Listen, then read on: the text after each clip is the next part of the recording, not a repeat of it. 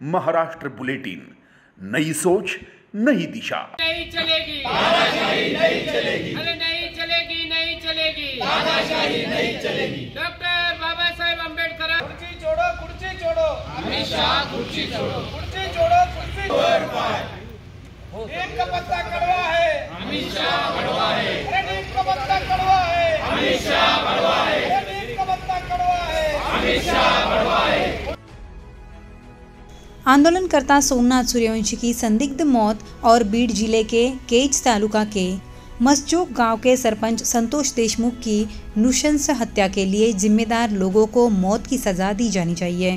गृह मंत्री अमित शाह के बयान के विरोध में महाविकास आघाड़ी ने संभागीय राजस्व आयुक्त कार्यालय के सामने विरोध प्रदर्शन किया। इस मौके पर गजानन शेलार और अशोक सातभाई ने भी सरकार को चेतावनी देते हुए कार्रवाई की मांग की गई। त्या ठिकाणी पोलीस कस्टडीत असताना मृत्यू झाला।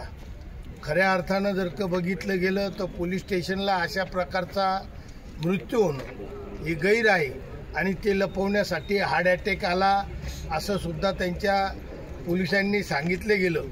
परंतु ज्यावेळेस तपासणी झाली त्या तपासणीमध्ये त्याला मोठ्या प्रमाणात मारझोड झालेली होती आणि एक वकील असताना सुद्धा अशा पद्धतीनं वकिलांची सुद्धा कै केली जात नाही असं पोलीस खातं इतकं निर्भावलेलं आहे आणि या पोलीस खात्याचा निषेध करण्यासाठी संबंधित अधिकारी कर्मचारी जे असतील त्यांना तात्काळ निलंबित नाही तर सस्पेंड करा अशी मागणी घेऊन आम्ही या ठिकाणी आलेलो आहोत। त्याचबरोबर बीड येथील सरपंच हे संतोष देशमुख यांची हत्या करण्यात आली। तसं तर बीडमध्ये हत्याकांड मोठ्या प्रमाणात चालू आहे। मंत्र्यांच्या आणि नेत्यांच्या आशीर्वादानं या ठिकाणी सातत्यानं इतके खून होता परंतु त्याची कुठली दखल घेतली जात नाही, चौकशी केली जात नाही, ते दडपून टाकलं जातं। आणि या ठिकाणी जे काही मंत्री महोदय आहे मंत्री महोदयांच्या आशीर्वादानं जे गुंड पाळले गेलेले त्या गुंडाच्या माध्यमातून या हत्या होत आहे।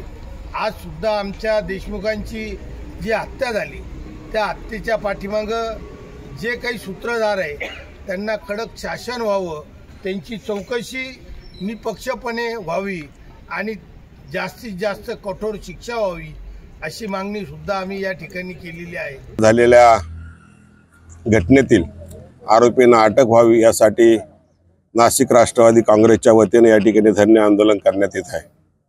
गेल्या 2 आठवड्यामध्ये बीड आणि परभणी येथे ज्या घटना झाल्या त्या घटनेने संपूर्ण महाराष्ट्र हादरून गेलेला आहे। भारतीय जनता पार्टी महायुती सरकारच्या काळामध्ये अनेक प्रकारच्या घटना या महाराष्ट्रामध्ये भारतामध्ये होत आहे। यामध्ये संविधान बचावच्या झालेल्या आंदोलनामध्ये सोमनाथ सूर्यवंशी नावाचा एक कार्यकर्ता अटकेत असताना त्याला पोलिसांच्या मारहाणीमध्ये मृत्यू झालेला आहे। संतोष देशमुख या सरपंचाची भारतीय जनता पार्टीच्या कराड नावाच्या एका कार्यकर्त्यांनी गुंडांच्या मार्फत हत्या घडून आणली। त्याच्या पाठी मास्टरमाइंड धनंजय मुंडे असल्याचा संशय संपूर्ण महाराष्ट्राला आणि विरोधी पक्षाला आहे। अशा गुंड प्रवृत्तीच्या सरकारमधील मंत्र्याला आणि कार्यकर्त्यांना अटक ही झालीच पाहिजे। आंदोलनकर्ताओं ने डॉक्टर बाबा साहेब आम्बेडकर की जय, अमित शाह को इस्तीफा दें, धनंजय मुंडे को इस्तीफा देने के लिए जोरदार नारे लगाए गए। इसके बाद राजस्व उपायुक्त को आवेदन देकर दोषियों पर सख्त कार्रवाई करने की मांग भी की गई। इस आंदोलन का आयोजन नासिक रोड शहर अध्यक्ष सचिन आहिरे द्वारा किया गया था। इस आंदोलन के दौरान BY पगारे, अशोक मोगल पाटिल, अशोक पालदे, युवा अध्यक्ष समाधान कोथुले, रमेश ओटे, राजेंद्र पवार, राजू धोत्रे और महाविकास आघाड़ी के सैकड़ों पदाधिकारी और कार्यकर्ता, महिलाएं और पुरुष बड़ी संख्या में उपस्थित थे। महाराष्ट्र बुलेटिन के लिए Sheetal Nalge, Nashik. Maharashtra bulletin YouTube channel को शेयर करें, सब्सक्राइब करें, बेल आइकॉन पर क्लिक करें।